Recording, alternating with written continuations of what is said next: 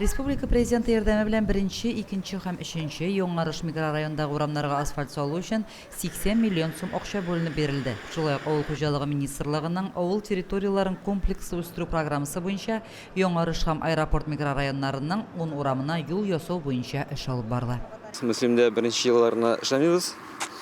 Үткән елларны кооператив урамнар ясаганы, шулай ук банковский урамнарын күптән түгел лежачий полицейскийлар ясап үттек. Төрле урамнарда дип әйтик. И хәзер инде менә 1-нче урам, 2-нче урам, 3-нче урамнарда асфальтны салабыз. Киләсе атнага уже бетәргә дип уйлыйбыз инде. Кешеләр бөтенесе канәгать. Юлга асфальт төшәү зур чыгымнар сорый. Кыйммәтле юл төзелеше өчен средстваларның республика бюджетыннан бүленеп бирелүе куанычлы хәл. Первый урамында яшәүче райондашыбыз асфальт салынуга һаман ышанып бетеп булмый ди. Ниһаять безнең урамнарга асфальт кирде. Уже мин туганнан бирле бу урамнарда асфальт юк. Бүтән җирләр тузандай безнең монда. Рәхмәт бик зурларга бүтән Мөслим районының администрациясенә дип әйтгәндә